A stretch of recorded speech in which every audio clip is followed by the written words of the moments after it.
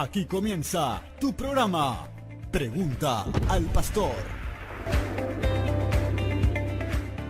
Muy buenas tardes, muy buenas noches, según donde nos esté mirando.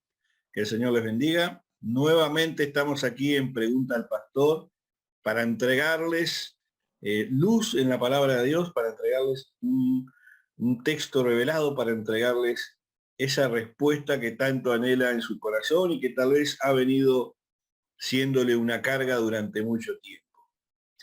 En esta tarde especial tenemos invitados de gran nivel, gente de reino, gente de Dios, que Dios ha puesto en nuestro camino y que sin duda serán una bendición para nuestras vidas.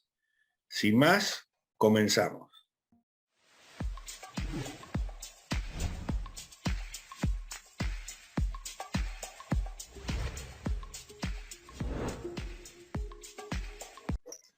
Padre amado y bendito Dios, te damos gracias en esta tardecita, Señor, por permitirnos estar juntos en este panel, Padre, para poder compartir, aprender, Señor, y poder enseñar de alguna manera tu santa y bendita palabra, Señor. Queremos pedirte en esta hora, Padre, que tu Espíritu Santo esté guiando nuestras vidas, esté tocando las vidas de aquellos que han de recibir en esta tardecita, Señor, la respuesta a sus preguntas, Padre. Que cada una de las respuestas sea dirigida por tu santo y bendito Espíritu, Señor, que sea tocando las vidas, que sea trayendo, Señor amado, esa claridad, Señor, esa luz a la vida de aquellos que escuchen, Señor, y que también aquellos que van a seguir escuchando este programa, Padre, aún grabado, Señor, que sea de bendición, que sea, Señor amado, un programa, Señor, que impacte las vidas, Señor, y que traiga, Señor, claridad, Señor. Una vez más te pedimos, Señor, porque es esto lo que deseamos en nuestro corazón, traer al oyente, Señor amado, que tú bendigas a cada uno,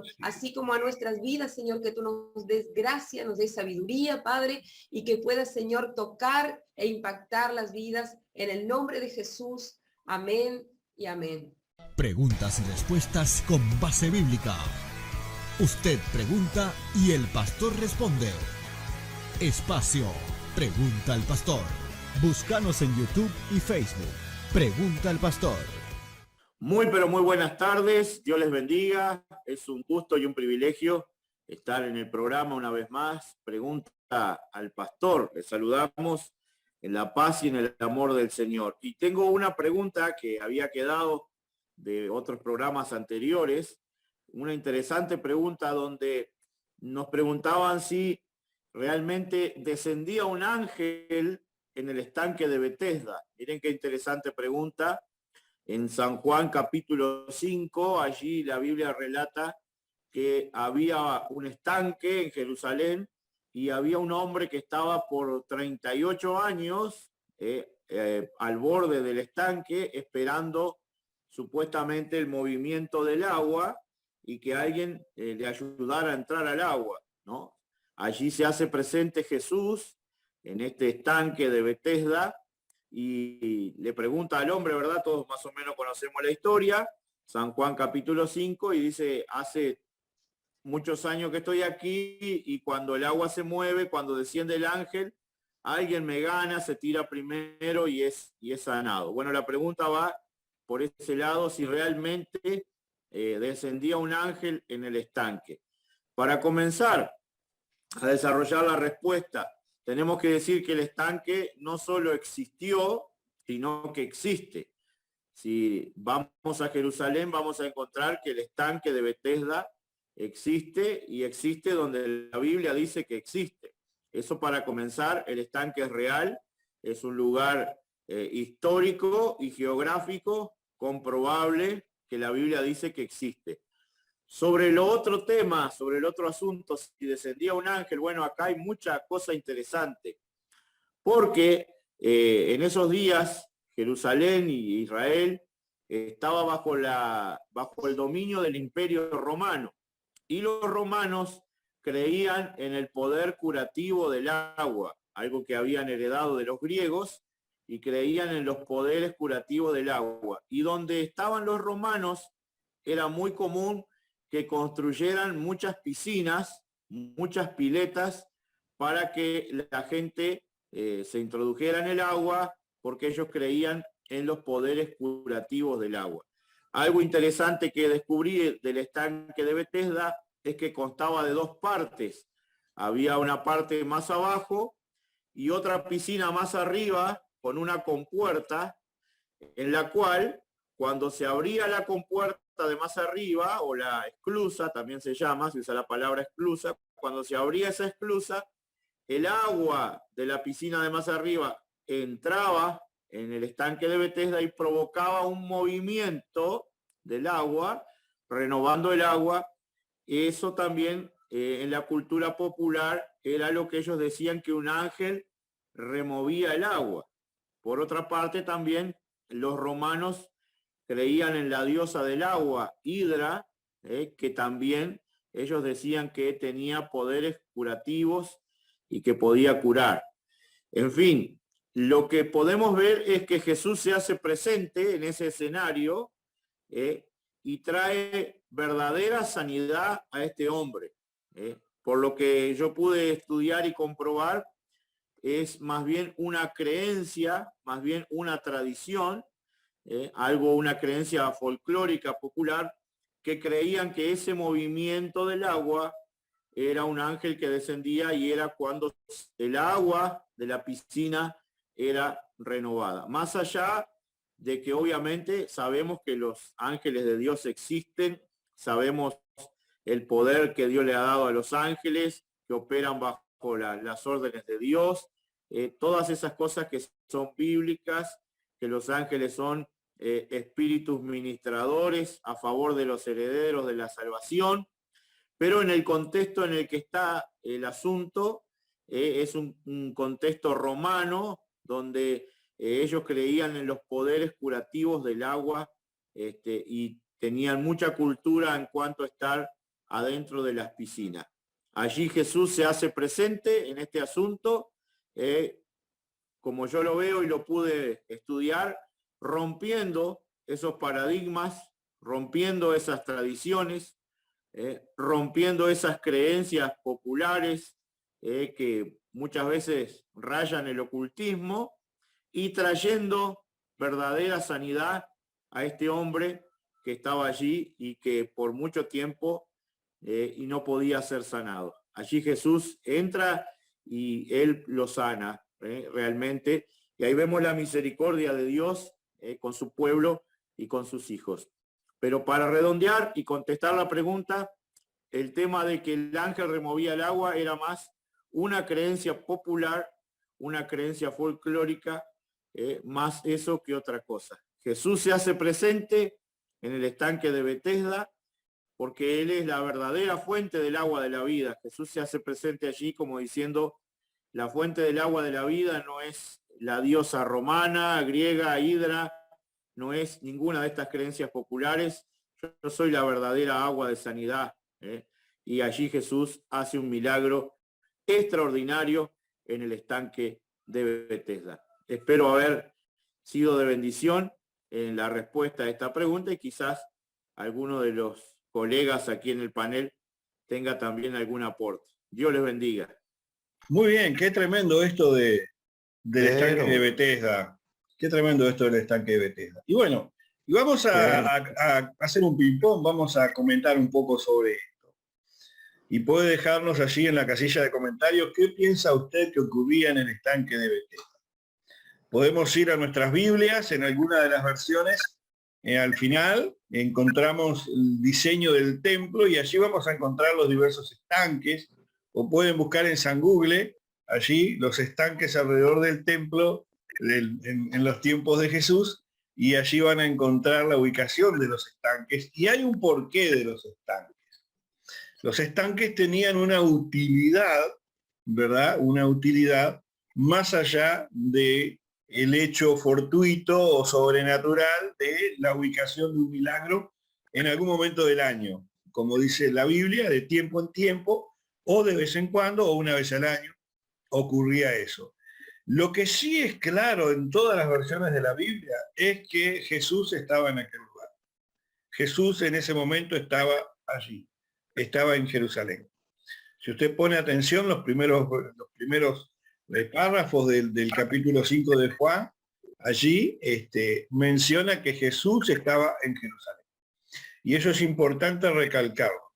Y yo con esto le quiero dejar la puerta abierta a los demás ministros que puedan comentar sobre esto, porque sin duda, donde esté Jesús, allí habrán milagros. ¿Qué podemos agregar sobre los estanques? Bueno, mil bendiciones, gracias mi amado pastor y a todos los panelistas que nos acompañan en esta mañana. De verdad que es un tema muy, pero muy interesante, donde podemos deducir o podemos dejar deslumbrar a la luz de la palabra. Y quiero que miremos que hay un estanque que es natural y hay otro tanque que es construido por el mismo hombre, supliendo una necesidad, ¿no? Hay estanques o hay lugares, yacimientos de agua que son naturales, que por donde se levanta una construcción, ahí pasa un arroyo o un yacimiento de agua y ahí nacen o construyen su estanque o su aljibe, se llama aquí en Colombia. Esto me hace acordar que donde nosotros vivíamos de pequeños, habían personas que en su casa pasaba agua o había un yacimiento de agua y esta persona vendía esa agua para el sustento. Y también podemos deducir que, o se dice, o muchos hombres dicen que antecedían cinco pórticos y cada uno tenía una función, y hay unos que dicen que estos cinco pórticos representan los cinco ministerios preestablecidos por el Señor en el libro de Efesios, porque él mismo constituyó a unos apóstoles, a otros profetas, pastores, evangelistas y maestros para la necesaria edificación de la iglesia. Esto podría decirse que sería algo ascendente o descendente en el desarrollo de la persona en la vida cristiana, y que todos los que servimos en el Señor deberíamos pasar por estos cinco pórticos, deberíamos ocupar los cinco lugares para ser preestablecidos en el lugar que Dios ya ha designado para cada una de nuestras vidas. No sé si soy claro, pero este pozo de Betesda, este lugar de Betesda es un lugar, como decía nuestro apóstol Raúl Ponce, de tener la seguridad y la certeza que si tú estás ahí, Dios llega donde tú estás, siempre y cuando estés confiado y seguro en él. Preguntas y respuestas con base bíblica. Usted pregunta y el pastor responde. Espacio Pregunta al Pastor. Búscanos en YouTube y Facebook. Pregunta al Pastor. Reafirmar lo que están diciendo, ¿verdad? Que Jesús se hace presente en ese escenario. Ese estanque de Betesda también está nombrado en Nehemías. Era la puerta de las ovejas, que tenía 5 puertas de entrada, como bien explicaron, y que tenía una función de limpiar los animales antes del sacrificio, ¿no? Pero ahí vemos que Jesús se hace presente en medio de todo eso, de toda esa historia, de toda esa tradición, ¿verdad? Y él hace el milagro. Pienso también yo, en este sentido, que Jesús también se hace presente en ese lugar, trayendo un nuevo tiempo de gracia y de bendición sobre la gente, ¿no? Dejando atrás todo lo que eran las obras de la ley y estableciendo un tiempo de gracia y misericordia, como lo hizo con este hombre, que ya no tenía que esperar el movimiento del agua, sino que Jesús mismo se acerca, y Dios siempre se ha querido acercar al ser humano de 1000 maneras.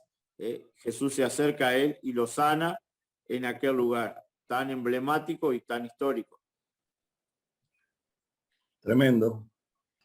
Ver un poquito lo que, si podemos mirar literalmente o mirar espiritualmente, pero la palabra en esta versión, por ejemplo, habla de que cerca del pórtico, porque el nombre específico también tiene, que es la puerta de la oveja, tiene su explicación y el porqué del nombre, y de ahí estaba esta piscina en esta versión. Pero algo interesante que habla dice, el paralítico le dice a Jesús, ¿cómo voy a entrar sin nadie?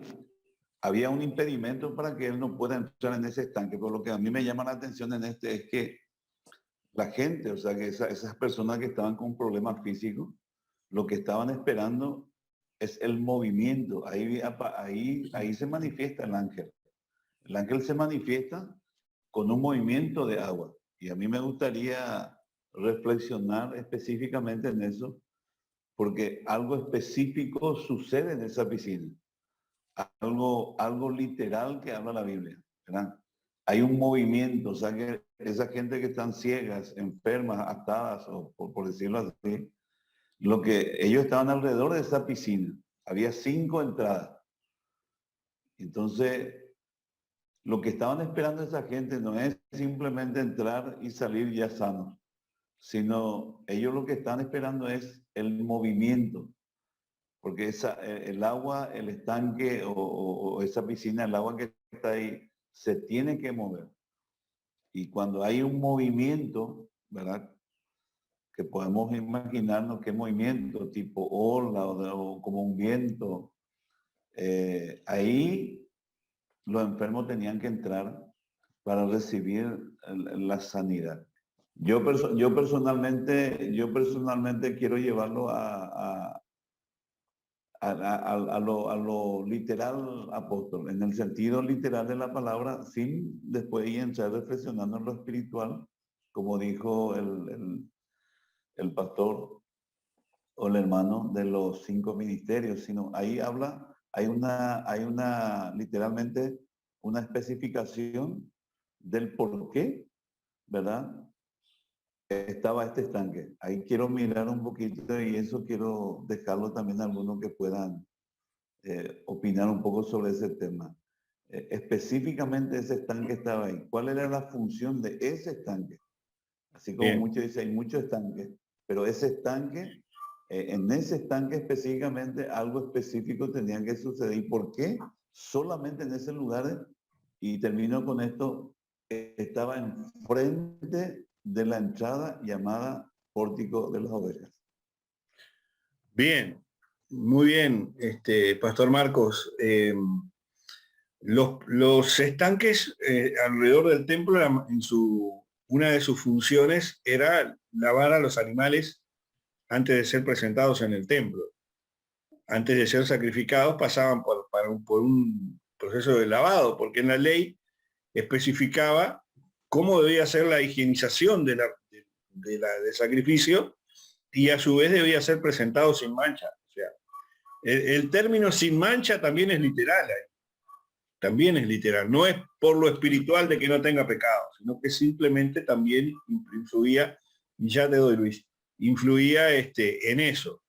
Sobre el movimiento literal de las aguas, el pastor Luis expuso y muy bien al inicio el movimiento que efectuaba el agua cuando se abría la compuerta. Ahora yo quiero hacer una ampliación en esto. Las aguas, como bien dijo el pastor Leonardo, allí en Colombia, en el subsuelo están conectadas. ¿Estamos de acuerdo? ¿Estamos de acuerdo? Si ustedes van a Juan capítulo 4, ¿qué ocurre en Juan capítulo 4? En Juan capítulo 4, Jesús también estaba en Jerusalén. ¿Pero dónde estaba Jesús? En el pozo de Jacob. Jesús estaba en el pozo de Jacob y estaba dándole la bienvenida al reino de los cielos, por decir de alguna manera, le estaba dando la entrada a los samaritanos a la gracia. Al mismo tiempo ocurre el pasaje paralelo, podríamos llamarle, del estanque de Betesda. Pastor Luis. Claro, es lo que venía diciendo en el otro audio, en el otro video, de que Jesús venía rompiendo con las tradiciones. Pasó por el pozo de la Samaritana, el pozo de Jacob, y le dice, si tomás de esta agua vas a tener sed siempre, pero si tomás del agua que yo tengo, nunca más vas a tener sed.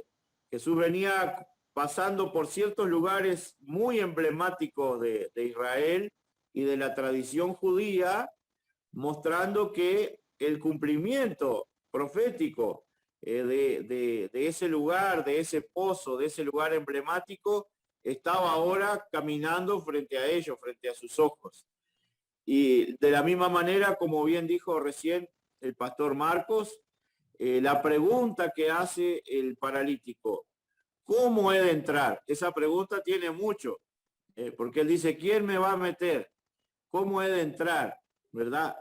Esa pregunta habla de que podemos decir que el paralítico está diciendo, ¿quién me va a meter al reino de los cielos? ¿Cómo he de entrar?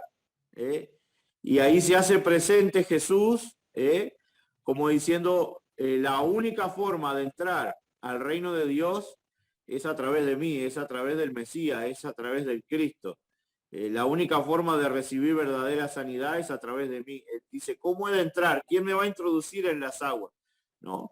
Y ahí aparece Jesús en ese escenario para mostrar que el cumplimiento profético de todos esos lugares tan emblemáticos ahora cerraba todo en una sola persona llamada Jesucristo, llamada el Mesías.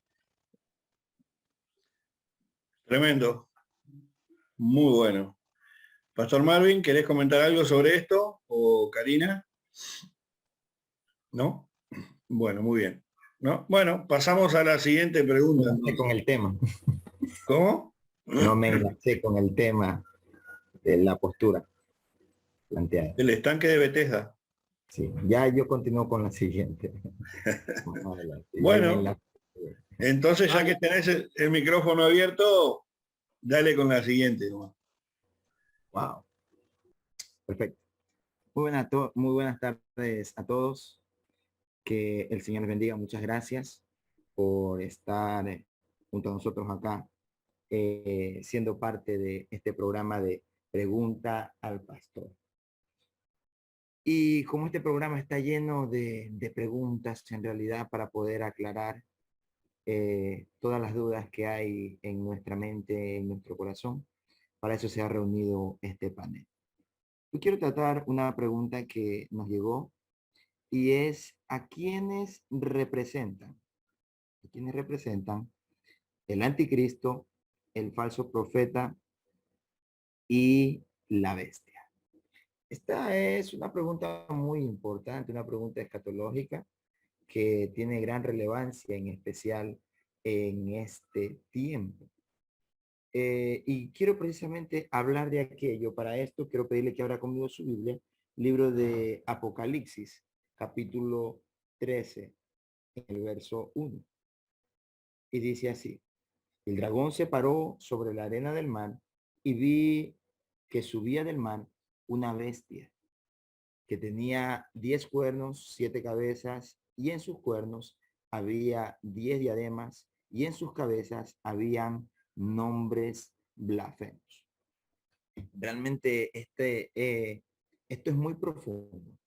Aquí nos está hablando, cuando habla de estas bestias, cuando habla de la bestia que vio que era semejante a un leopardo, que tenía pies como de oso, que tenía boca como de león, y dice que el dragón le dio su poder y su autoridad. Nos está hablando de imperios que ocurrieron siglos atrás. En el libro de Daniel se especifica aún más sobre estos imperios, tal y como son los imperios griegos, medo-persa y aún el imperio babilónico. Imperios que se destacaron, unos por su intelecto, otros por su fuerza, por lo aplastante como el oso sería el imperio medo-persa, y el siguiente imperio, el babilónico, pues por la razón de ser comparado como un león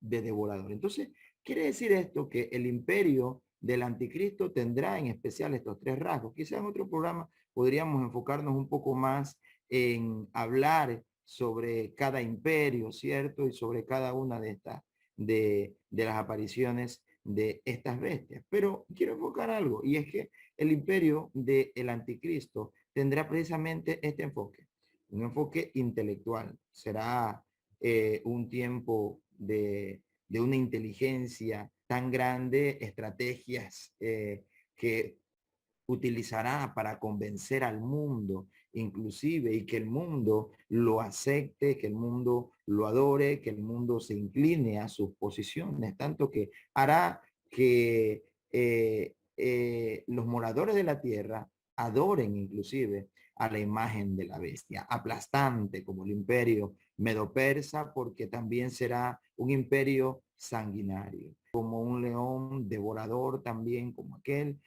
Será un tiempo de gran confusión, un tiempo de un gran caos religioso, pero sabemos que aún en una manada hay muchos leones, pero hay uno que es el macho alfa, y ese es el león de la tribu de Judá, nuestro Señor Jesucristo, el cual se levantará y pues en su momento pondrá las cosas en su lugar. Pero dice el verso 13 que vio en el verso 2 que le dio su poder y su trono. Entonces, no solamente tendrá los atributos de poder ser inteligente, fuerte, aplastante y todas estas cosas, sino que también el diablo le entregará su trono. Entonces, cuando hablamos de el anticristo, el falso profeta, cuando hablamos de la bestia, estamos hablando de una imitación. El diablo odia a Dios, pero siempre ha tratado de imitar lo que el Señor hace, lo que el Señor ha hecho, pero no ha podido. Mientras estudiaba esto, notaba yo algo muy importante, y en especial la participación del falso profeta.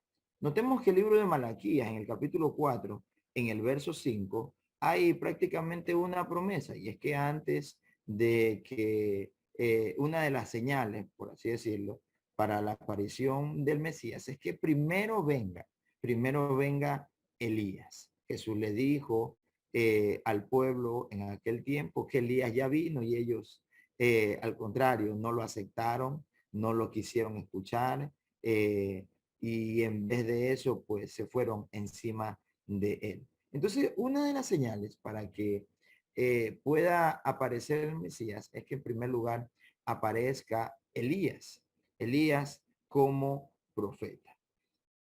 Notamos algo, y es que el verso 3 dice que el anticristo, en este caso dice, y vi una de sus cabezas como herida de muerte, pero su herida mortal fue sanada, y la tierra entera se maravilló y seguía tras la bestia.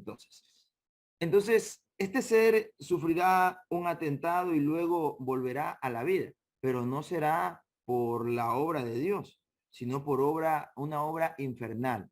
Así se imitará la resurrección de nuestro Señor Jesucristo. El mundo quedará pasmado al ver lo que ha ocurrido en la tierra y las cosas que están pasando. Entonces, por eso dice que adoraron al dragón, porque había dado autoridad a la bestia, y adoraron a la bestia diciendo, ¿quién es semejante a la bestia y quién puede luchar contra ella? Mire, no solamente adoraron a la bestia, sino también a la imagen de la bestia, al mismo Satanás. Este tiempo será un tiempo en el cual yo pienso que el satanismo tendrá su mayor influencia. Creo esa una de las razones por las que hoy en día ya estas cosas no son como eran antes, un poco más ocultas. Al contrario, el satanismo hoy en día es algo más frontal, es algo más directo, no se oculta, no es algo oculto. Al contrario, la influencia que trata de haber en el satanismo es cada vez más grande. Hace un par de años atrás veíamos cómo habían construido ya en algunos países, inclusive iglesias en donde habían personas que se estaban reuniendo para adorar a Satanás. Y esto ya se empieza a volver una propuesta para la gente. Y hay mucha gente que empieza a adorar a Satanás, así como hay iglesias también que se han construido en los cuales empiezan a adorar inclusive a extraterrestres, algunos con la esperanza de una especie llamado los Aronaki, entre otras cosas más. Y cada vez vemos como está tratando de distraerse la adoración a Dios por la adoración a algo o a alguien o contra seres que están precisamente en contra de Dios, en este caso de el satanismo. Pero en este tiempo, Satanás logrará su acometido, que la gente lo adore. Por esa razón, la Biblia dice que él le dio su poder, dice, y le dio su poder y le dio su trono. En alguna ocasión, el mismo Satanás se presentó delante de Jesús en el libro de Mateo, capítulo 4, si no me equivoco, y le dice, si tú postrado me adoras, si postrado me adoras, yo te entregaré todos los reinos de la tierra. La respuesta de Jesús fue muy clara. Sin embargo, notamos acá esta propuesta. ¿A quién le entregará a Satanás su poder y su trono, la autoridad que el mismo hombre le ha entregado a él? Pues Satanás no tiene ninguna autoridad sobre el hombre que no sea la que el mismo hombre le cede a él. Entonces, Satanás le entregará su poder y su trono al anticristo. ¿Por qué? No solamente porque él lo va a adorar, sino porque el anticristo hará que los moradores de la tierra le adoren también a él. Entonces empezamos ya a encontrar las imágenes y vemos a Satanás ocupando, tratando de ocupar el lugar del Padre. Encontramos al anticristo ocupando el lugar del Hijo y vamos a encontrar también al falso profeta tratando de ocupar el lugar del Espíritu Santo. ¿Por qué? Porque el Espíritu Santo es el que promueve la adoración a Jesús y el falso profeta será el que promueva también la adoración al anticristo. Entonces, nos encontramos con esta sala. Nos encontramos con esta sala y vemos ahora cómo Satanás es un imitador de Dios. El ministerio de Satanás se basará precisamente en eso, en la muerte y en la resurrección. Será lo que traerá asombro a todo el mundo, a toda la humanidad. Traerá un gran asombro. Durante toda la historia han existido falsos profetas. Dios desde el principio, hablando a Moisés, habló sobre cómo inclusive denunciar a los falsos profetas. Siempre los han habido, pero este será el mayor de todos los falsos profetas, tanto que en la escritura lo conocemos como una bestia. Dice que la primera bestia sale del mar, pero la segunda bestia sale de la tierra, de la muchedumbre de los pueblos. ¿Cuál es la tierra de las tierras prácticamente que nosotros conocemos? Es precisamente Israel. El falso profeta entonces tendrá que ser un líder judío, alguien nacido en Israel, para que en Israel puedan aceptarlo. El anticristo podrá ser de lo que también se le conoce como la diáspora, un judío no nacido en Israel, pero sin embargo sí teniendo el linaje de ellos mismos, pueden nacer en cualquier otra parte del mundo. Amén. Sin embargo, el falso profeta sí será un líder judío. Tiene que ser. ¿Para qué? Para que este hombre tenga respeto, para que este hombre tenga aceptación de las demás personas. Es lo que tiene que ser entonces el falso profeta. La escritura dice que será manso como un cordero, pero hablaba como un dragón. ¿Qué es lo único que sale de la boca del diablo? Son insultos, son blasfemias contra Dios. Este falso profeta hablará con un poder de convencimiento, en contra de Dios a todos los que se queden, en este caso, de el arrebatamiento. El anticristo será, en este caso, el líder diplomático, pero el falso profeta será el líder religioso. Es lo que será él. Y es el área precisamente más importante de de los judíos. Es la parte más importante para cada uno de ellos. Entonces vemos acá cómo se dividen el trabajo. El falso profeta será el líder religioso y el anticristo será el líder diplomático. Entonces, el diablo se sentirá el padre, el anticristo se sentirá el hijo y el falso profeta se sentirá el Espíritu Santo. La labor del diablo siempre ha sido tratar de disfrazar la mentira como una verdad. Pues aunque no tiene la capacidad de ser creador como Dios, es muy creativo también, es muy creativo. Y en este tiempo de gran tribulación, el Señor le permitirá a Satanás ejercer su poder y su trono sobre los tibios, fríos, sobre todos aquellos que estén en este tiempo de la gran tribulación, contra los incrédulos, contra los abominables, contra aquellos que lastimosamente no han tenido temor ni reverencia hacia Dios. Satanás se proclamará Dios, pero va a llegar la hora en la que el Señor le dirá: yo soy el Señor de señores, yo soy el Dios de dioses, el Rey de reyes. Vendrá el momento en el que Jesús se pondrá en ese lugar. Algo más quiero acotar, y es que notemos algo. El corazón el corazón espiritual del pueblo judío es el templo. Hace siglos atrás que Israel no tiene templo. El primer templo fue construido por Salomón. El segundo templo fue construido luego de que los judíos salieron de la cautividad. 70 años después, este templo fue destruido y hasta la actualidad no hay un templo en Israel. Israel está esperando y va al muro de las lamentaciones siempre a llorar y a pedirle a Dios que ocurra esto que tanto anhelan, que tanto esperan. Y es la reconstrucción del nuevo templo, porque quisieran volver a adorar, quisieran volver a sacrificar como lo hicieron en algún tiempo, quisieran volver a hacerlo. Entonces, el templo es el corazón espiritual del pueblo judío. Encontramos nosotros en el libro de Apocalipsis que este templo aparece precisamente en los días del anticristo y la tribulación. Entonces este templo tendrá que ser reabierto.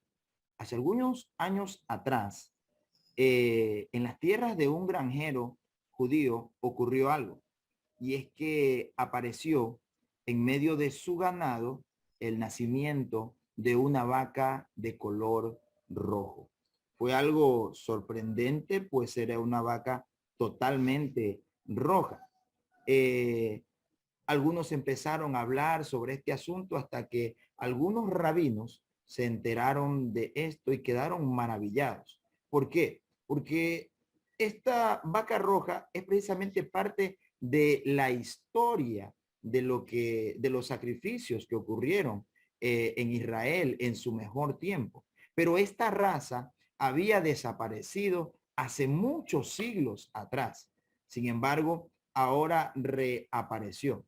Los científicos en Israel empezaron a trabajar también en poder volver a restaurar esta raza y entre cruces y cruces, hoy en día, en nuestra actualidad, en Israel ya hay un ganado vacuno especialmente y específicamente de color rojo. Han logrado reproducir un ganado nuevamente genéticamente, han trabajado para que el ganado de la vaca roja vuelva a ser parte del ganado convencionalmente en Israel. Y es precisamente lo que se utilizará para el sacrificio. Una de las cosas que marcó la historia del profeta Elías fue aquella ocasión en la que hizo descender fuego desde el cielo. Y fue cuando el pueblo dijo: ciertamente Jehová es Dios. El pueblo que en ese momento estaban congregados en el monte, todos empezaron a decir, Jehová es Dios, porque se convencieron por la señal sobrenatural que Elías hizo en aquel momento. Entonces, si empezamos a unir ciertas cosas y a ver el campo que puede venirse próximamente, en los próximos años, no lo sabemos cuánto tiempo exactamente faltará, pero sí sabemos que los días de el anticristo y la gran tribulación en la tierra están cada vez más cerca. Entonces, podemos notar algo. Está aquí la aparición ya en nuestros días, en nuestra actualidad, de el sacrificio. Ya está prácticamente preparado, ya está prácticamente listo, solo esperando la orden, solamente esperando la manifestación de quien lo ofrezca. La importancia del falso profeta en este tiempo, precisamente creo que radica en esto, porque dice que tendrá autoridad hasta para poder hacer descender fuego desde el cielo. Vemos también acá que hay ya un trono, prácticamente nos está hablando de un tercer templo en donde se realizará el sacrificio. Entonces, unimos los hilos y vemos a un falso profeta presentando el sacrificio de esta vaca roja, haciendo descender fuego del cielo. Entonces, él será considerado realmente el Elías que tanto han estado esperando desde hace muchísimos siglos atrás. Este hombre será considerado. Eso le ocasionará un gran respeto. Eso ocasionará que la muchedumbre de pueblos, que la nación de Israel lo considere como aquel a quien tanto habían estado esperando, y será él el que tendrá la autoridad para poder presentar, porque qué mayor manifestación para poder hacer que la gente reconozca quién es Dios, como lo hizo Elías, que la que hará también el falso profeta. Y dirá que el anticristo precisamente será el enviado del Señor. Entonces, el anticristo, así como el espíritu de el falso profeta, perdón, así como el espíritu de Dios promueve la adoración hacia el Hijo, hacia nuestro Señor y Salvador Jesucristo, así el falso profeta promoverá la adoración hacia el anticristo. La tierra quedará maravillada cuando éste haya resucitado, pero eso no será todo lo que él necesite. Necesitará que el falso profeta promueva la adoración hacia él para que él pueda ser aceptado por los demás, y de esa forma, el imperio del anticristo se establezca sobre estos días acá en la tierra. El diablo ha tratado siempre de imitar todo lo que Dios ha hecho, pero lo que no ha podido es imitar su creación. Entonces vendrá ese momento en el cual dice que inclusive infundirá aliento sobre la imagen de la bestia.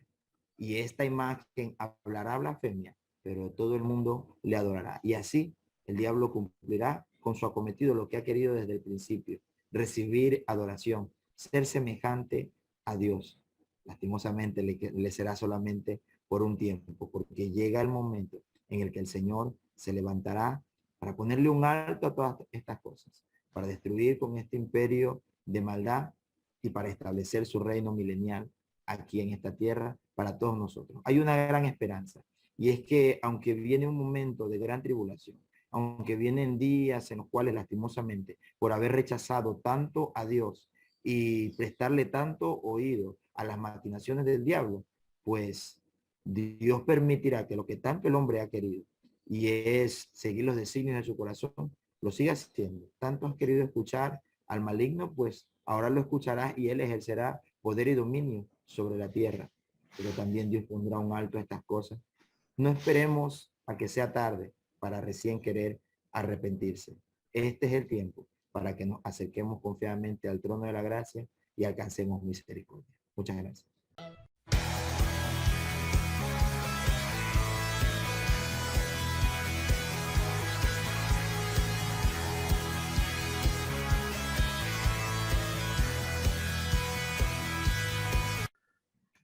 Gracias, amados, gracias, Pastor Marvin, por entrar en esa profundidad escatológica y de sucesos proféticos que nos enseña este libro de Apocalipsis. Pero también es claro deslumbrar un poco que en este proceso o en este tiempo que habla este libro de Apocalipsis, capítulo 13, la iglesia ya no va a estar, ya no estaría la iglesia, ¿no?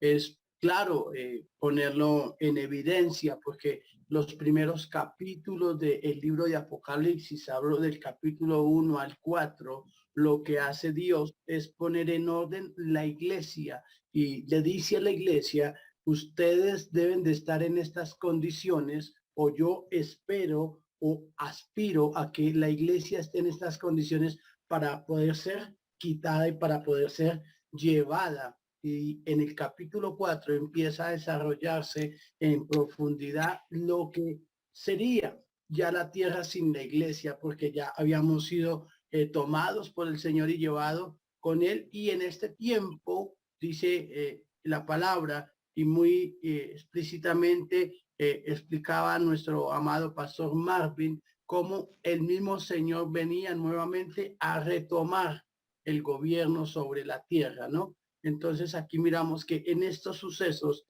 la iglesia ya no estaría. Por eso ahí vendría Jesús, venía el Rey de Reyes, el Señor de Señores, y volvería a tomar el trono que siempre le ha correspondido y que siempre ha sido de él. Y no vendría el Señor Jesús solo, sino vendría con, como dice la palabra, con los escogidos para pelear la buena batalla de la fe. Es todo lo que tengo que agregar, que en estos sucesos la iglesia ya no estaría. Es tiempo, como decía el pastor Marvin, es tiempo en que nos pongamos a cuentas a Dios para que no tengamos que vivir esos sucesos que narra la palabra aquí en Apocalipsis capítulo 13. Hola, muchas bendiciones. Estamos aquí otra vez con el programa Pregunte al Pastor. Mandamos saludos a todos los pastores y participantes del programa, todos los que nos acompañan de varios países del mundo. Mandamos saludos y muchas bendiciones. Aquí les habla el pastor Domingos Martins desde Uruguay, la tierra bendecida de Uruguay. Amén. Muchas bendiciones y saludos para todos en el nombre de Jesús. Y tenemos hoy aquí una pregunta muy interesante acerca de los dinosaurios y extraterrestres. El amigo Douglas de Ecuador nos pregunta acerca de estos temas. ¿Existieron los dinosaurios?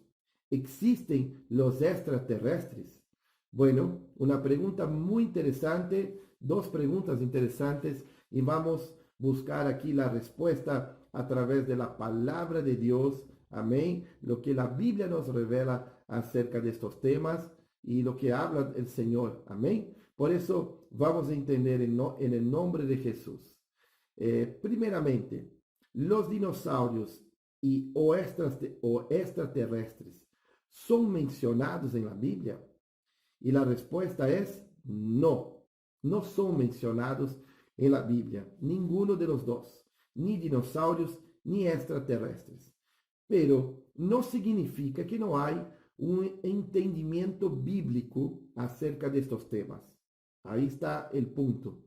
Aunque la Biblia no menciona esos temas específicamente, mas podemos buscar un entendimiento acerca de eso, un entendimiento de parte del Señor. Amén. Y bueno, y eso es lo que vamos a hacer. Primeramente, vamos a entender acerca de los dinosaurios. ¿Ok? Y para entender los dinosaurios, vamos a ir a Génesis, capítulo 1. Yo te invito a que abras tu palabra, o si no, yo te voy a leer ahora.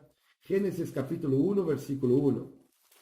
Y ya antes de leer también, yo puedo adelantar que los dinosaurios sí existieron. Obviamente, hasta hoy, la ciencia, la arqueología, han encontrado fósiles de animales enormes, gigantescos, que son llamados de dinosaurios. Obviamente hay toda una clasificación, hay varios tipos de animales y la respuesta es que sí, los dinosaurios existieron, existieron. Y aquí tenemos, como yo decía, tenemos la prueba a través de los fósiles. Mas ellos si existieron, y sabemos que existieron, ¿por qué no son mencionados en la Biblia? ¿Por qué? Bueno, vamos a entender eso, ¿ok? Y la Biblia dice así, en Génesis capítulo 1, dice la palabra de Dios, en el principio creó Dios los cielos y la tierra. Y la tierra estaba desordenada y vacía, y las tinieblas estaban sobre la faz del abismo, y el Espíritu de Dios se movía sobre la faz de las aguas. Bueno, la primera cosa que vemos aquí en Génesis es que Dios creó en el principio los cielos y la tierra. ¿Ok? Y el versículo 2 dice que la tierra estaba desordenada, vacía y en tinieblas. Mas paremos para pensar, ¿será que nuestro Dios, que creó los cielos y la tierra, la creó así, de esta manera, en tinieblas? Vacía, desordenada? No. El Señor la creó de manera perfecta, buena, bendecida. Creó Dios los cielos y la tierra. Pero entre el versículo 1 y entre el versículo 2 acontecieron muchas y muchas cosas que no son mencionadas. ¿Y por qué no son mencionadas, Pastor Domingos? Porque no nos interesa o no es importante que sepamos. Bueno, ¿cómo así, pastor? Vamos a explicar mejor. En Deuteronomio, capítulo 29, versículo 29, la palabra de Dios nos revela algo muy importante. Deuteronomio, capítulo 29 y versículo 29. Dice, las cosas secretas pertenecen a Jehová nuestro Dios, mas las reveladas son para nosotros, para nuestros hijos, para siempre, para que cumplamos todas las palabras de esta ley. Bueno, las cosas secretas, las cosas ocultas y que no tenemos una revelación, pertenecen a Dios. ¿Ok? Y Él que sabe de todas las cosas, el Señor es que sabe. Pero las reveladas, las cosas que fueron reveladas, así fueron para que nosotros cumplamos. Amén. Y las cosas reveladas tienen que ver con su palabra. Para nosotros, para nuestros hijos, para que cumplamos. Entonces, las cosas que son importantes para nosotros como seres humanos, estas cosas fueron reveladas en la palabra. Y lo que no fue revelado no es importante para el ser humano. ¿Ok? No es importante. No debemos estar buscando ese tipo de respuesta. Bueno, entonces, ¿qué pasa? Aunque la Biblia no habla de los dinosaurios, sabemos que los dinosaurios están, o sea, estuvieron. Y justamente podemos ubicarlos bíblicamente en este periodo entre Génesis capítulo 1, versículo 1 y el versículo 2. ¿Por qué, pastor? Porque la Biblia también nos habla que en segunda epístola de Pedro, capítulo 3, versículo 8, que un día para Dios es como 1000 años. Y 1000 años para Dios es como un día. Bueno, entonces podemos afirmar bíblicamente que entre Génesis capítulo 1, versículo 1 y Génesis 1, capítulo 1, versículo 2, pueden haber pasado billones de años. De hecho, los científicos dicen que la Tierra tiene aproximadamente 4.5 billones de años. ¿Y dónde están todos estos años? Están ahí, en el principio, cuando Dios creó los cielos y la tierra. ¿Cierto? Bueno, y porque la historia del hombre en la Biblia, la historia del hombre, de la humanidad, desde Adán y Eva hasta los días de hoy, son como 6.000 años, solamente 6.000 años. Y estos 6.000 años son muy pocos comparados con todo lo que Dios ya hizo a través de su creación. ¿Ok? Y tanto que cuando se hace un análisis, un estudio científico de la edad de los fósiles, de los dinosaurios, por ejemplo, se encuentra la edad de ellos, que son de millones, billones de años. ¿Ok? Entonces, ahí está la explicación. Los dinosaurios existieron en una época anterior a los seres humanos, ¿ok? A la creación de Dios, mas Dios no habla en su palabra porque no es importante, ¿ok? Esta es una explicación basada dentro de la palabra de Dios, ¿ok? Ahora, los extraterrestres, ya te puedo garantizar, no existen, ¿ok? No existen. Bueno, pastor, entonces, ¿por qué la gente dice que ve? Vamos a mirar en 2 Corintios capítulo 11. Porque muchas personas relatan y dicen que tuvieron experiencias con extraterrestres. Hasta algunos dicen que fueron llevados. O que han visto lobisomem, por ejemplo. Han visto criaturas que no hay normalmente en la tierra. ¿Por qué la gente relata ese tipo de cosas? Bueno, yo les voy a decir. En 2 libro de Corintios, capítulo 11, versículo 14, el apóstol Pablo, bajo la revelación del Espíritu Santo, nos dice, y no es maravilla, porque el mismo Satanás se disfraza como ángel de luz. Así que no es extraño si también sus ministros se disfrazan como ministros de justicia, cuyo fin será conforme a sus obras. Bueno, con este versículo podemos entender algo importante. Satanás, ele puede se disfrazar hasta de un ángel de luz. Y sus ministros también reciben esta capacidad. En ese caso aquí, sus ministros son los demonios, ¿ok? O también personas, por ejemplo, brujos que sirven a Satanás y que reciben ese poder satánico para poder, por ejemplo, se disfrazarem de un extraterrestre, de un lobisomem.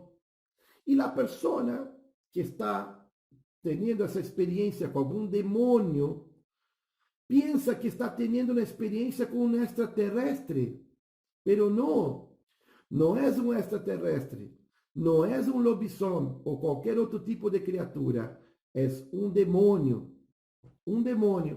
que se transforma en cualquier cosa y hasta mismo puede se transformar en una persona. Por ejemplo, hay personas que relatan que han visto sus antepasados, algún abuelo que ya falleció, un padre, una madre o alguien de la familia, siendo que la Biblia dice que aquel que desciende a la sepultura jamás volverá a esta tierra. Y varios otros textos bíblicos también nos confirman esta enseñanza. Entonces, aquellos que se mueren no vuelven. Y tampoco vamos a poder ver extraterrestres o otros seres raros. O sea, alguien puede ver, alguien sí puede ver, mas no va a ver un extraterrestre, va a ser un demonio disfrazado en algún tipo de ser así extraño. ¿Ok? Entonces, estas son las explicaciones bíblicas.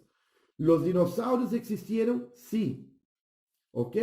Los extraterrestres no existen. Lo que existen son demonios engañadores. Satanás es el padre de mentira. Satanás, él es el que engaña la humanidad y él es muy astuto para eso, mas no es más astuto que el Espíritu Santo de Dios. Por eso yo te animo, mi amigo, que usted busque la presencia del Espíritu Santo y la palabra de Dios, porque con el conocimiento de la palabra y la gracia y la guía del Espíritu Santo, no seremos engañados por Satanás. Y aún hablando con respecto al poder que Satanás tiene de disfrazarse de un ángel de luz, y sus ministros también reciben ese tipo de experiencia. Y como yo decía, los ministros aquí pueden ser demonios o pueden ser brujos, personas que hacen pactos con Satanás y que reciben ese poder para serem transformados en muchas cosas. Por ejemplo, en la familia de mi esposa, ella tenía un tío allá en Brasil, y ese tío tenía un pacto con Satanás. Y a través de ese pacto con Satanás, él tenía el poder, él recibió el poder para transformarse en muchas cosas. Por ejemplo, él tenía problemas con la policía. Sin entrar en detalles aquí, mas en un momento él estaba corriendo, tratando de escapar de la policía allá en Brasil. Resulta que él entró en una mata y no tuvo más para dónde correr, no tenía para dónde escapar, por dónde escapar. Y la policía venía atrás de él. Y resulta que ese tío de mi esposa decidió que podría se transformar en un pequeño árbol. Un pequeño árbol. Y ¡pum! Se transformó en un pequeño árbol. Y dice el tío ese de mi esposa, después contaba para la familia que vino un policía y hasta orinó en él. No lo encontraban, y el policía vino y orinó en él. En ese caso era un árbol disfrazado. Y cuando los policías se fueron, él se volvió a transformar en un hombre y se fue de ahí. Y bueno, y la verdad que sabemos que estos relatos son verdaderos y Satanás tiene este poder para transformarse en ángel de luz y también llevar a sus ministros a tener esas experiencias para engañar las personas, para que las personas no crean en Dios, para que las personas hagan pactos con Satanás y no un pacto eterno con el Creador y poderoso Dios. Y yo quiero remarcar que el poder de Dios es superior, mucho más grande que cualquier poder que Satanás pueda dar al ser humano. ¿Ok? Yo quiero remarcar eso. Satanás tiene poder, mas no se compara con el poder de Dios, que es infinito. Amén. Por eso busquemos al Señor y damos glorias al nombre del Señor Todopoderoso. Un abrazo, bendiciones para todos. Aquí hay una persona o alguien preguntaba que si es lo mismo predicar que enseñar. Y esa fue la que yo decidí contestar. Y la verdad, hay mucho, como toda la palabra de Dios y en todos los temas que nosotros abordamos en Pregunta al Pastor, hay mucha tela de dónde cortar en este tema, porque la gente ha hecho una preselección y unos dicen, yo he sido llamado a predicar, y otros dicen, yo he sido llamado a enseñar. Y cada uno toma una corriente diferente, y predicar es una palabra compuesta que es de antes de enseñar. Se predica a la gran multitud, se predica a grandes personas, a gran sinnúmero de personas, pero solo se le enseña a aquel que está dispuesto a dejarse enseñar. Me explico. El pastor Marvin, el apóstol Raúl, la profeta se levantan en una tarima y predican, sueltan la palabra que Dios ha puesto en sus labios en ese momento. Y después de esto viene un trabajo muy minucioso de discipular, de cuidar, de direccionar, de enseñar. Y es un trabajo más personalizado. Y aquí encontramos en el libro, en la carta que le escribe el apóstol Pablo a Timoteo, este oficio de predicar y de enseñar que también le fue encargado a la mismo Timoteo. Pero también encontramos que Pablo le hace alusión a la importancia de la palabra de Dios al mismo Timoteo. Le dice que toda la escritura es inspirada por Dios y útil para enseñar. Dice, útil para enseñar, para redarguir y para corregir y para instruir en justicia. Y en el verso 1 del capítulo 4 del mismo segunda de Timoteo dice, y te encargo delante de Dios y del Señor Jesucristo, que juzgará a los vivos y a los muertos en su manifestación en su reino, que prediques la palabra que oístes a tiempo y fuera de tiempo, redarguye, reprende, exhorta con toda paciencia y doctrina. Entonces, el predicar va mucho más allá que hablar palabras. El predicar es demostrar quién vive en ti, quién es al que tú sigues, que mucha gente anhele y desee tener lo que tú tienes. Yo quiero ser o yo quiero tener lo que tiene Marvin. Yo quiero ser o quiero tener lo que tiene el apóstol Raúl. Yo quiero tener lo que tiene la profeta. Yo quiero tener lo que tiene Jairo. Eso es predicar. Pero enseñar es coger una persona, discipularlo y demostrarle que a pesar de la dificultad, de la adversidad, lo que usted ha hecho para mantenerse firme. La palabra de Dios dice que mire el que esté firme, mire que no caiga. El predicar es a la multitud, el enseñar es personalizado.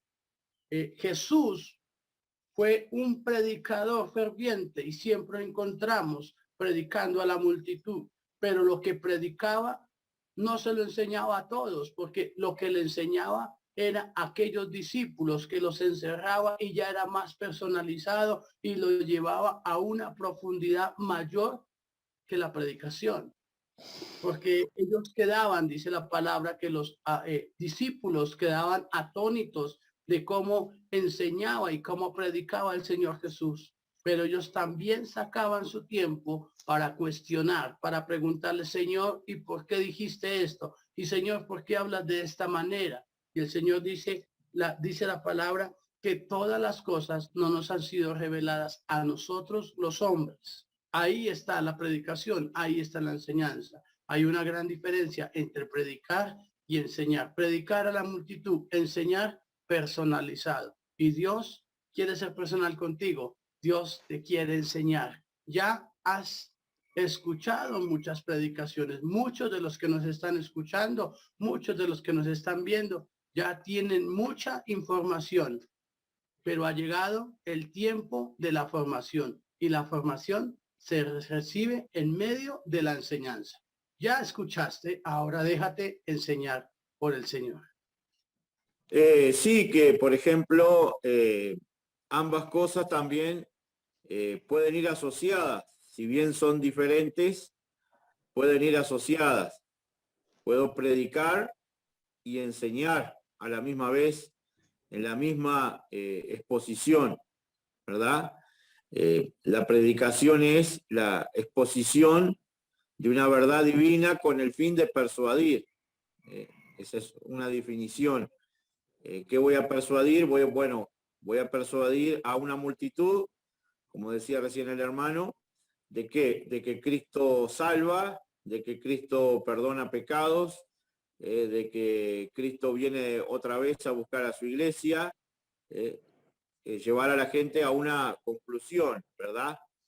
Pero dentro de la predicación también yo puedo incluir la enseñanza. Solo hago esa acotación, que ambas cosas también pueden cohabitar juntas o se pueden hacer a la misma vez. Dentro de la predicación yo puedo profundizar en ciertos aspectos y llevar también una enseñanza, más allá de que pueda hacerlo también de una forma personalizada o más cerca de la persona. Pero también la gente le llamaba a Jesús rabí, que traducido es maestro, porque dice que se sentaba y les enseñaba, ¿no?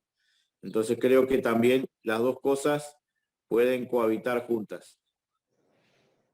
Tremendo esto, porque la misma palabra de Dios nos enseña que el predicador debe ser apto para enseñar.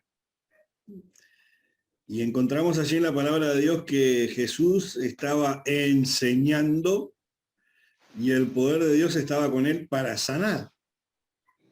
Y cuando nosotros vemos en Marcos 16, en la comisión que el Señor le da a la iglesia, es ir y predicar el Evangelio.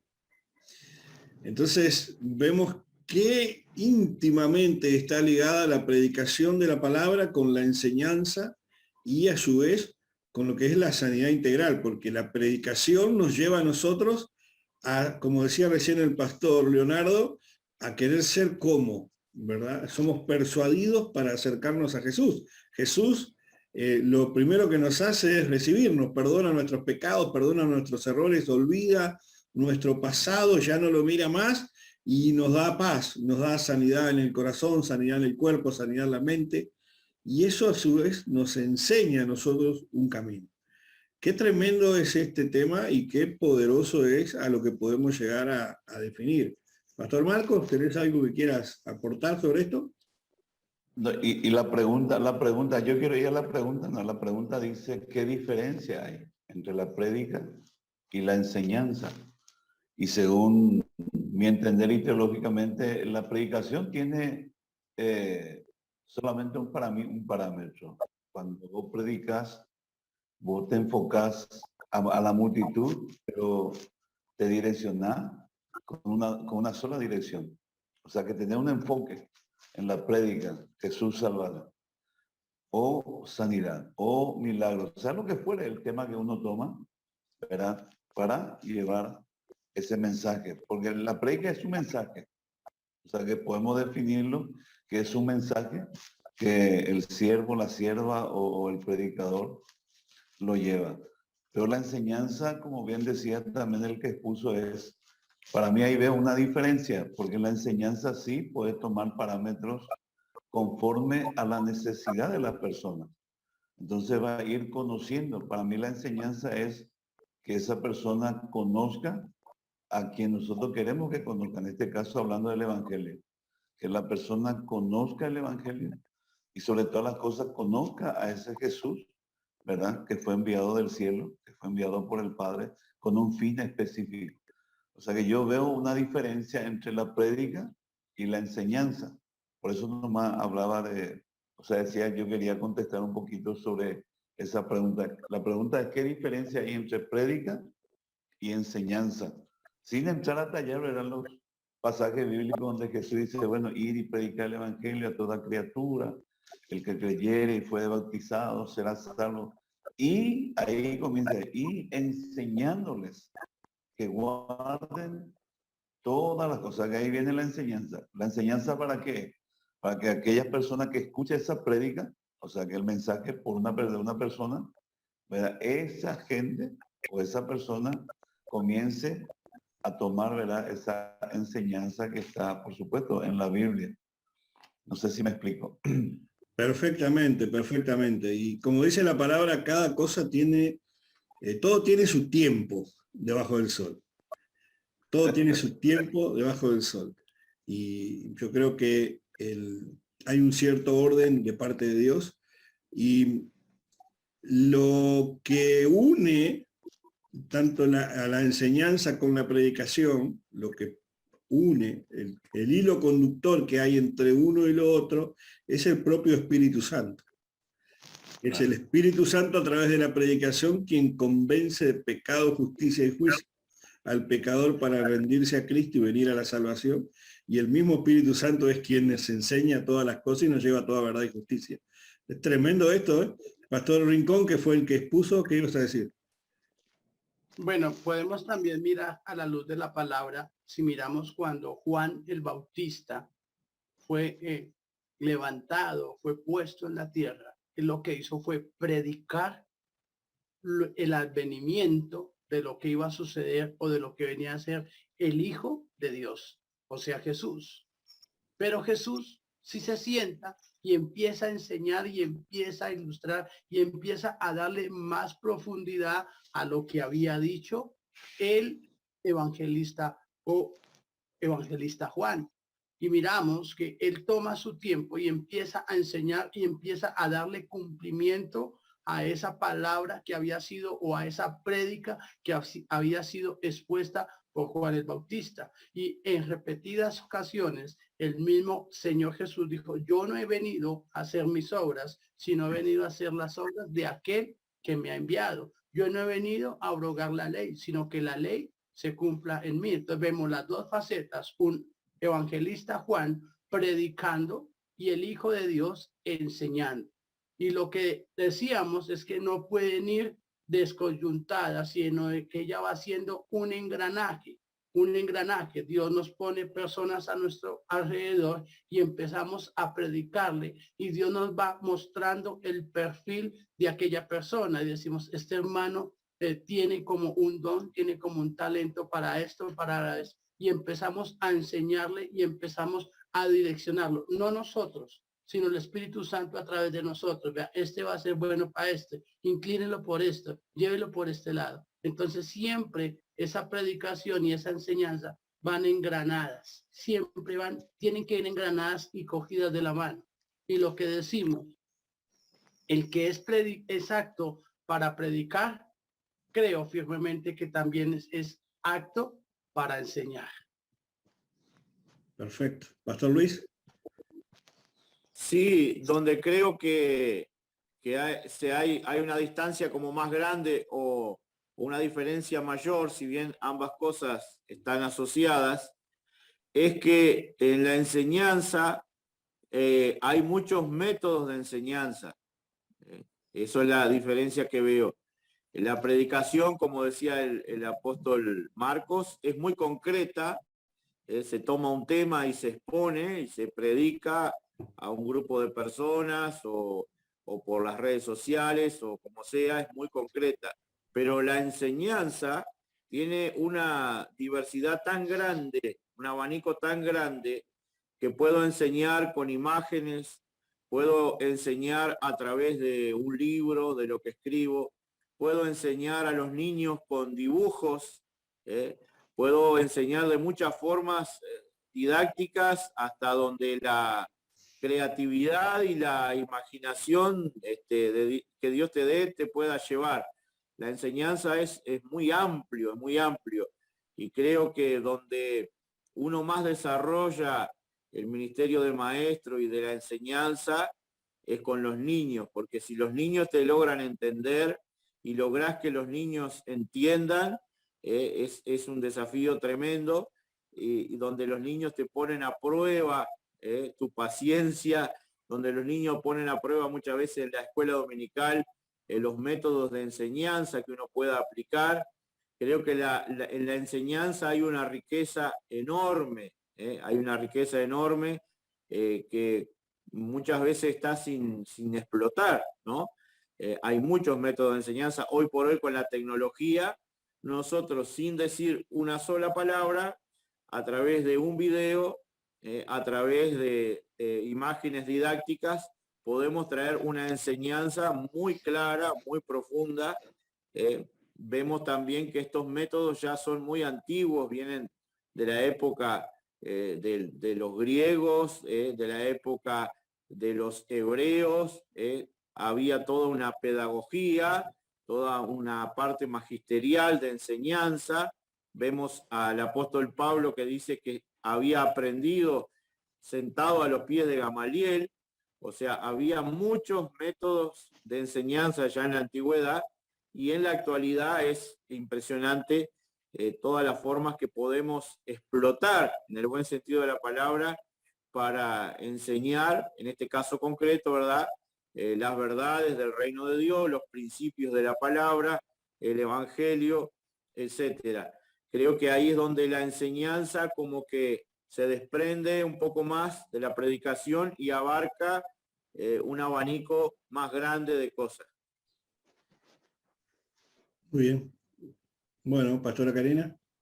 Amén. No, yo quería un pequeño comentario porque la exposición de los hermanos es tremenda y muy profunda, pero me quería tomar de dos cosas. Una que dijo Luis, Pastor Luis, sobre los métodos, pero también quiero usar algo que mencionó ahí el Pastor Leonardo, que habló sobre los dones y como esto que la enseñanza sí va de la mano con la prédica, pero están los dones ministeriales que Dios le ha dado a cada persona. Específicamente ahí aparece en la Biblia los ministerios.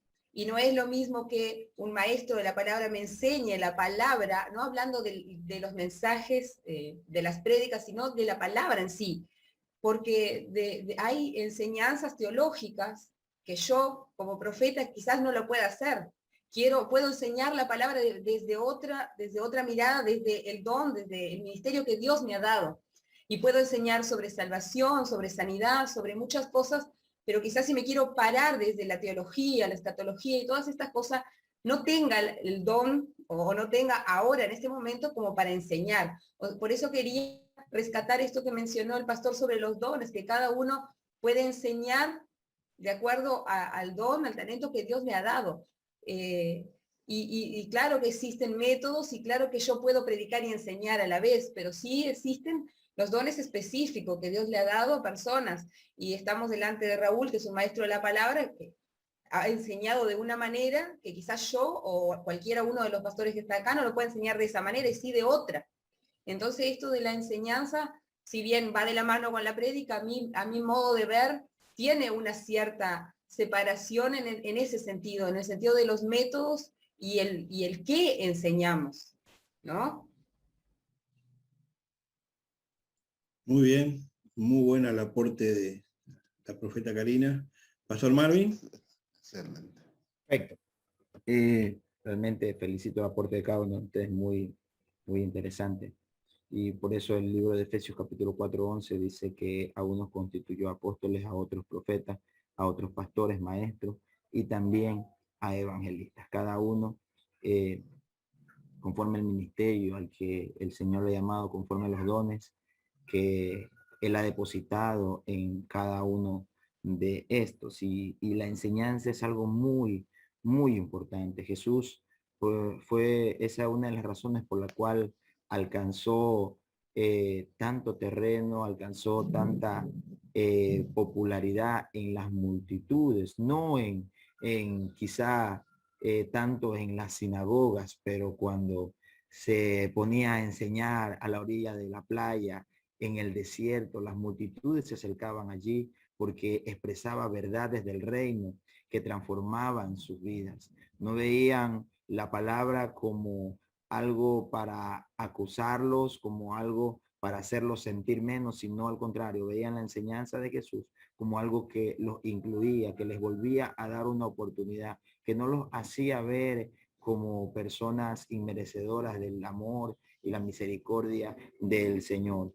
Y creo que eso cambió esa generación, cambió y fue en lo que se enfocaron también los apóstoles.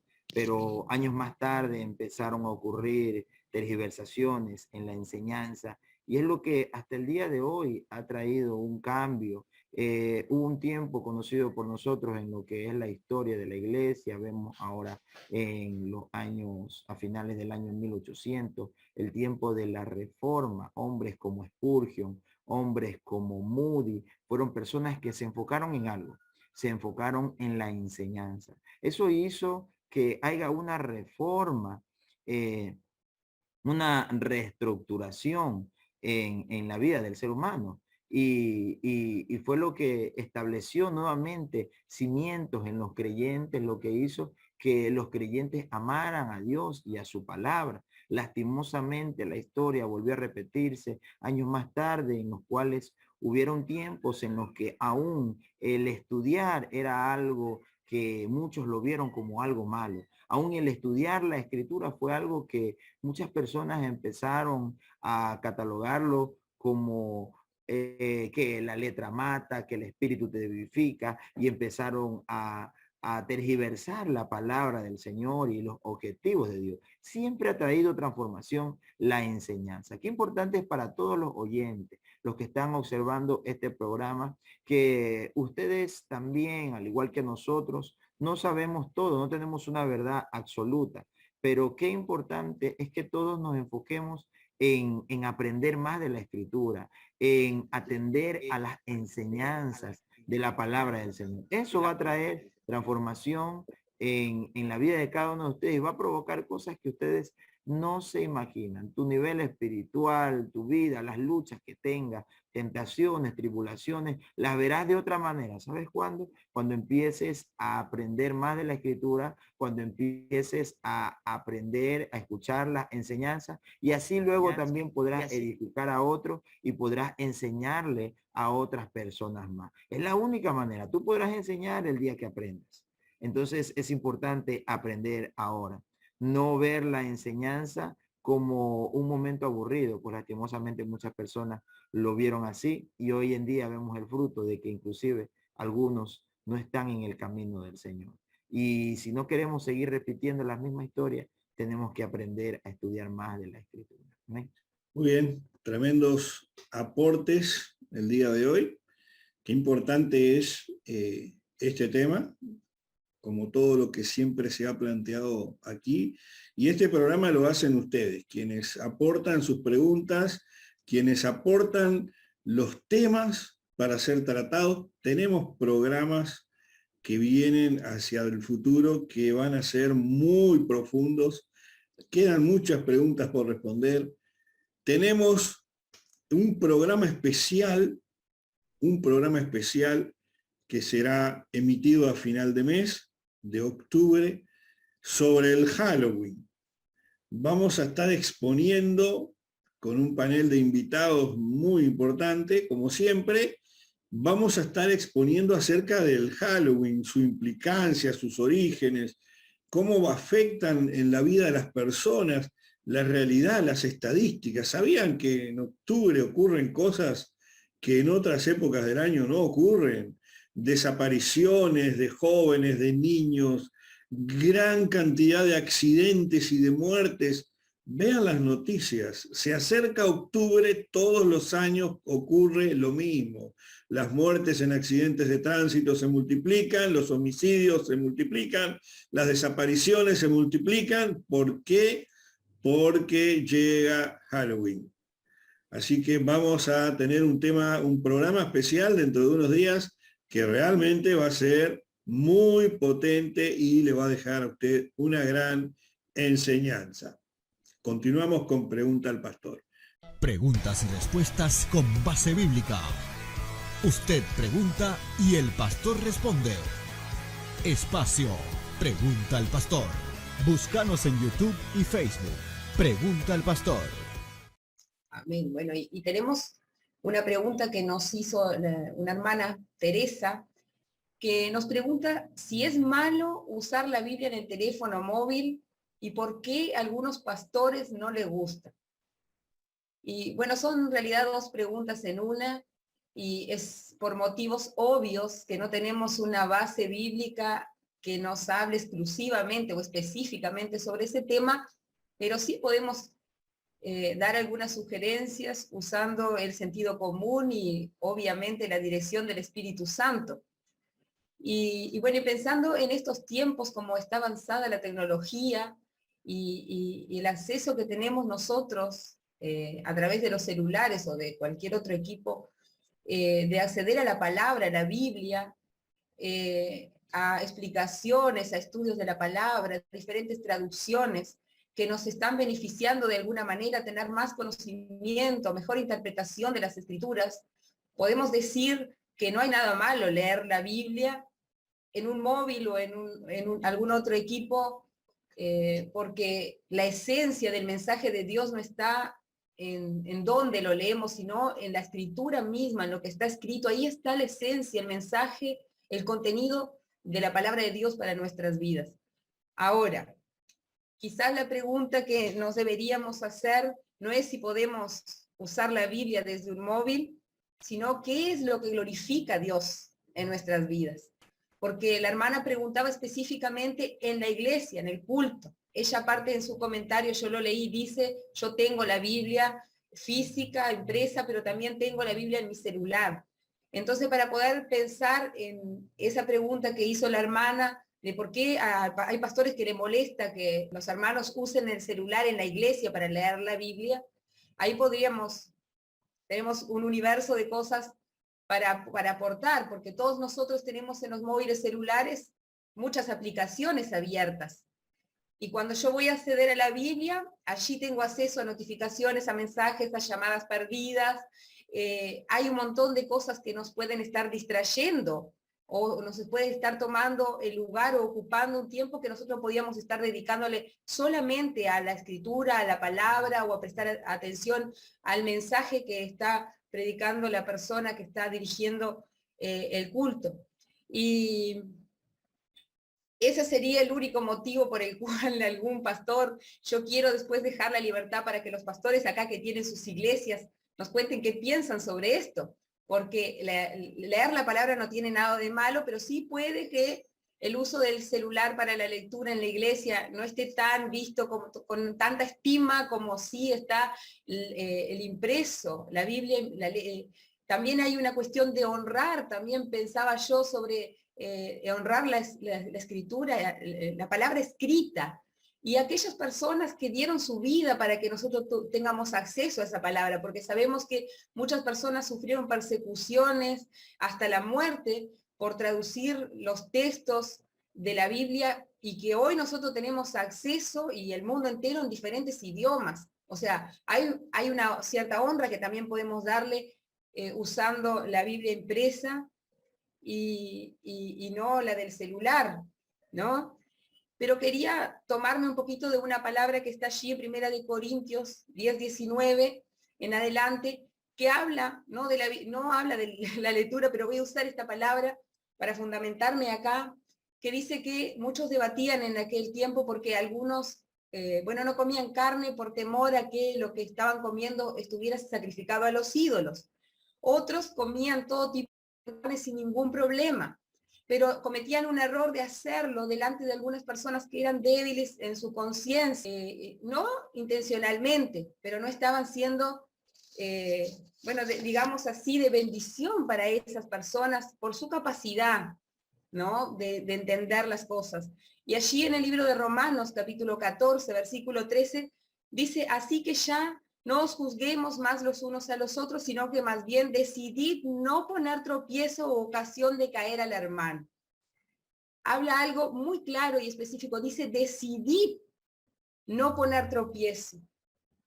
Y si yo me voy a hacer una autoevaluación a mí mismo y a la persona que esté escuchando o esté recibiendo esta respuesta, si estoy siendo de tropiezo para mi pastor, para la persona que se sienta a mi lado, para alguien usando el teléfono celular, quizás sí sea un momento para repensar el uso de la Biblia en el celular, para podernos tomar de esta palabra, de este consejo que daba Pablo, de decidir no ser de tropiezo para uno de los hermanos que está ahí. Pero este sería, en mi modo de ver, el único motivo por el cual un pastor le diga a alguien que no está de acuerdo que lea la Biblia en el celular. Después hay otras cosas desde lo cultural que pensaba yo, lo que me ha pasado a mí. En nuestra cultura aquí en Uruguay, cuando yo me convertí al Evangelio, había todo un tema con llevar la Biblia debajo del brazo a la iglesia. Yo tuve que hacer un proceso para poder hacerlo en mi adolescencia y tuve que decir, no, yo realmente amo a Jesús y bueno, no tengo que avergonzarme y la tengo que llevar. Y eso promovía de que nosotros dábamos testimonio de alguna manera de que frecuentábamos a una iglesia. No sé si alguno de los pastores que está aquí le ha pasado, pero a mí sí, de ser interceptada en la calle por personas que me identificaron como alguien que iba a la iglesia y pedirme un consejo, o pedirme ayuda, o preguntarme lo que pensaba, o algo, y de alguna manera yo estaba dando testimonio solo con el simple hecho de poder cargarla ahí. Y fue mi experiencia de joven, de adolescente, cuando pude vencer mi vergüenza de cargar ese libro a la vista de todos, y después vi que pasaban estas cosas, que de alguna manera estaba pudiendo ser de bendición para alguien, o alguien decía que días había culto en la iglesia. Yo no sé si en algún otro país, alguno de los pastores que están ahí le ha pasado, pero a donde yo congregaba en mi juventud, cuando yo entregué mi vida al Señor, me pasó esto. Entonces, hay también como algo cultural del libro, no algo religioso, sino que algo más que nos identifica, ¿no? Como que frecuentamos una iglesia. Y esta es mi exposición aclarando esta pregunta, pero quería también escuchar la opinión de los pastores ahí que piensan de esto. Bien, voy a hacer un comentario, dos comentarios. Tenemos algunos pastores que están con dificultades en el internet y no pueden volver a conectarse. Me acaban de escribir que están con dificultades, tienen el internet de forma intermitente. Yo creo que todo pasa por qué tan alto está nuestro nivel de religiosidad. Cuanto más religioso yo soy, más voy a cargar a la gente con exigencias que Dios no exigió. Jesús se lo dijo a los fariseos y a los saduceos de su época. Ustedes le ponen cargas al pueblo que ustedes no pueden cargar. ¿Qué diferencia hay entre que usted lleve la Biblia en un celular? Porque yo, mientras la hermana estaba hablando, yo estaba en mi celular, no estaba chateando, estaba en mi Biblia, acá está mi Biblia, ¿verdad?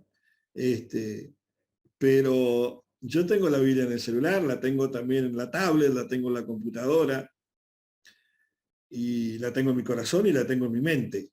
Ahora la pregunta mía para quien nos está mirando es, ¿dónde tiene usted la palabra? ¿Dónde tiene usted la palabra de Dios? Yo encuentro aquí lo que Dios dice, para que ustedes vean que a Dios no le interesa si la palabra de Dios está en un libro o está en un trapo, en un paño o en el piso.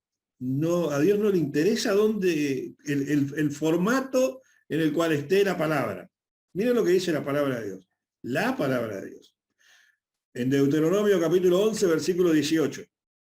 ¿Ah? Por tanto, pondréis estas mis palabras en vuestro corazón. Ahora, ¿de qué tiene usted encuadernado el corazón? ¿Cómo está encuadernado y de cuántas hojas? ¿Qué tamaño de letra tiene su corazón? Pero también dice que la palabra debe estar en vuestra alma. La ataréis como señal en vuestra mano. Mírese la mano a ver de qué tamaño es la Biblia que tiene escrita en la mano. Yo no la veo. Pero vamos a seguir un poco más profundo. Y serán frontales entre vuestros ojos.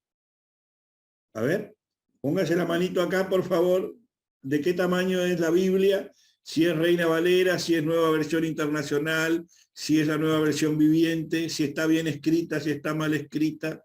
No. Pero mire lo que dice el versículo 19.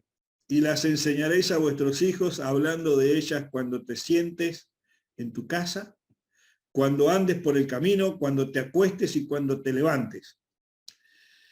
Y las escribirás en los postes de tu casa y en tus puertas. Por favor, miremos la casa del juez que juzga el tamaño de la Biblia y el tipo de Biblia que usted está usando, y vean en sus casas en cuántas paredes, puertas y postes tiene escrita la palabra de Dios. Vean si en la frente y en las manos tienen escrita la palabra de Dios, si la tienen escrita en su corazón y si se las enseña a sus hijos. Como vemos en la misma palabra de Dios, el lugar donde el formato físico de la palabra de Dios no es lo importante. Lo importante es que la palabra de Dios esté con usted y se la pueda enseñar a sus hijos cuando se siente en su casa, cuando ande por el camino, cuando se acueste y cuando se levante. ¿Qué tan importante es el mensaje de Dios en su vida? ¿Qué tan importante es Dios en su vida? Porque de lo que hay en su corazón va a hablar su boca. Si de su boca hay solamente juicios, rencores y resentimientos, de eso solamente va a hablar. Si en su corazón está Cristo, usted va a potenciar las bondades de Cristo. Va a ser exigente, sí, con muchas cosas, porque Jesús lo era muy exigente. Pero no va a juzgar el tipo de Biblia o la forma de la Biblia. Es cierto, sí, y todos tenemos ese problema de que a veces los jóvenes están en las iglesias tiqui, tiqui, tiqui, tiqui, con el TikTok o con lo que sea. Pero yo como pastor que estoy en el púlpito, yo no sé si en ese momento está tiqui, tiqui, tiqui, tiqui, invitando a alguien a la iglesia, o tratando de ayudar a un joven en un mal momento, o a una persona que está necesitada. No tengo por qué pensar mal de aquel que está en el celular, porque yo no puedo ver lo que está haciendo. ¿Quién me puso a mí por juez de lo que hace mi hermano? No hay un argumento bíblico para eso. Pero sí recordarles de que si usted está en la iglesia, si usted está en el templo o en su célula, por respeto a Dios, por respeto a quien lo recibió en su casa, por respeto a la congregación, si su celular no está en la Biblia, si usted no está atendiendo un mensaje realmente de necesidad, entonces todo lo que usted haga es pecado, porque está transgrediendo algo. El pecado es una transgresión, es salir de la regla o la norma. Entonces, si estamos en la iglesia para recibir palabra de Dios, no estamos jugando en TikTok, ni a un jueguito virtual, ni chateando en Facebook o por WhatsApp. Estamos para recibir palabra de Dios. ¿O a qué fuimos a la iglesia? Ah, porque me llevaron. Bueno, si te llevaron, estás en la iglesia, no estás en el celular. Entonces, Dios es el que ve todas las cosas y es el que pesa los corazones. Por eso yo como pastor no soy quien para poder juzgar lo que esté haciendo la persona si está con un celular. Porque yo no puedo ver si está leyendo la Biblia o si está buscando un versículo, ¿verdad? Por algo que yo dije o que alguien dijo en el altar, o simplemente está aconsejando a alguien a venir a la iglesia. Ese es mi comentario respecto a esto.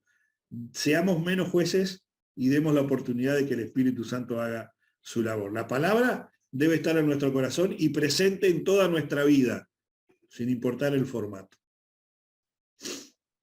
La palabra es real, es viva y es eficaz. Ella nos lo enseña y Dios le da una orden al profeta Josué, le dice, y pondrás o cuidarás poner por obra esta palabra que te escribo hoy, ¿cierto? Y lo guardarás y la esconderás en la tabla de tu corazón, y lo que dice el apóstol. Lo que pasa es que estamos en un momento, en un tiempo, donde se está cumpliendo una palabra profética del libro del profeta Daniel, donde dice que la tecnología aumentará, ¿cierto? Y nosotros tenemos que ser, de alguna manera u otra, estar atentos y estar como a la vanguardia sin descuidar lo que Dios nos ha entregado, pero sí tenemos que tener unas herramientas adecuadas para poder llegar a este tipo de personas. Hoy se nos ha vuelto, se nos ha convertido y se nos convertirá en un problema el manejo de todas estas redes sociales. Y lo que decía la profeta, abrimos el celular y encontramos una diversidad de aplicaciones que nos pueden distraer, pero que nada ni nadie dañe lo que Dios ha puesto en tu vida, independientemente de donde tengas la Biblia, como decía nuestro apóstol Raúl, independientemente de eso, que nada ni nadie dañe lo que Dios ha sembrado en tu vida y que nada ni nadie venga a quitar eso que ha sido sembrado en tu vida. Por ahí apareció el pequeño Elías, Dios lo bendiga en esta mañana y seguimos aquí, pregunta al pastor. Sí, como pastor también de una congregación, Tengo el parecer, como lo dice el apóstol Raúl Ponce. Lo más importante es que la palabra de Dios esté en nuestra mente y en nuestro corazón. Sin embargo, si no tengo dominio propio, si no tengo carácter, si no tengo templanza y en el teléfono la Biblia me va a distraer, no hay nada más hermoso. Y yo creo que hasta por cultural, como lo decía nuestra amada profeta Karina, oiga, qué hermoso era ver en aquel tiempo demostrar nuestra fe, y qué duro se nos hizo poder cargar la Biblia en la calle. Llegué a un momento en el que yo, por esa razón, cargaba mi Biblia en todas partes. Me compré un bolso luego para luego tenerla y no dejarla nunca. No dejarla nunca, y a cualquiera le demostraba mi fe. Si estaba en un carro, en un bus, me paraba allí con mi Biblia y empezaba a predicarle, porque era lo que me impulsaba a hacerlo. El cargar mi Biblia allí me impulsaba a demostrar mi fe. Yo tenía mi Biblia, me encontraba con una persona, inmediatamente, a ver, esa persona no me iba a decir ninguna clase de conversación que no vaya a irrespetar mi fe. Al contrario, al verme, me hacía cualquier clase de pregunta, yo me iba a la Biblia y le enseñaba mi Biblia, le invitaba a la iglesia, de en medio de las hojas le sacaba un tratado, toma tu Biblia. Lastimosamente los tiempos han cambiado, ¿cierto? Ahora, al tener el teléfono celular, podemos tener allí nuestra Biblia, pero quizá ha cambiado un poco el cómo compartimos la fe, es lo que yo les digo a los jóvenes. Ha cambiado un poco cómo compartimos nuestra fe, porque a veces estamos tan pendientes de comentar una publicación, de hablar algo de lo que hemos visto en alguna página en las redes sociales. Pero qué difícil a veces para muchas personas es compartirles una palabra, una invitación a la iglesia, cuando ahora es más fácil todavía, porque tenemos redes y todo el mundo tiene redes. Entonces, tratemos de llevar un equilibrio entre lo que es nuestra Biblia física, así como la hemos utilizado en nuestro tiempo, que la utilizamos tanto físico. Ahora, si usted no la tiene en físico, la tiene en su teléfono, trate de compartirla también, trate de enseñarla a todo el mundo. Lo que más tiene que haber en nuestra boca es la palabra de Dios, para que los dichos de nuestra boca sean dulces como la miel, y los dichos de nuestra boca, la petición de nuestro corazón, sean agradables delante del Señor. Amén. Muy bien, tremendos aportes, lindo programa, muy variado, y bueno, siempre es bueno escuchar lo que Dios nos habla a través de los ministros, y con esta libertad que siempre se les da, ¿verdad? Nosotros tenemos como política del programa no intervenir en las exposiciones de nadie, que cada uno exponga lo que Dios pone allí en su corazón para responder las preguntas o para tratar los temas que hayan que tratar. Sin importar el tipo de Biblia, el formato, lo importante es que la palabra de Dios está allí, y esa es la que transforma, y ella es la que nos muestra el camino a seguir, como dice el Salmo: lámpara es a nuestros pies su palabra y lumbrera nuestro camino. Así que bendecimos la vida de todos los ministros que hoy nos han acompañado, bendecimos la vida de todos aquellos que nos acompañan en cada programa, y les invitamos a dejar los comentarios, a seguir compartiendo el programa, a suscribirse en el canal de YouTube y a dejarnos sus preguntas o temas a tratar a futuro. Les recordamos que en el próximo programa estaremos enfocados directamente en Halloween. Así que todas las preguntas que usted tenga sobre Halloween, háganoslas llegar a través de los mensajes en inbox, en YouTube o aquí en Facebook. Nos pueden dejar mensajes privados a cualquiera de los panelistas, nos pueden dejar mensajes privados aquí en Pregunta al Pastor, o enviar un correo electrónico a preguntalpastor@gmail.com, y allí recibimos sus preguntas, sus dudas, sus cuestionamientos y sus propuestas.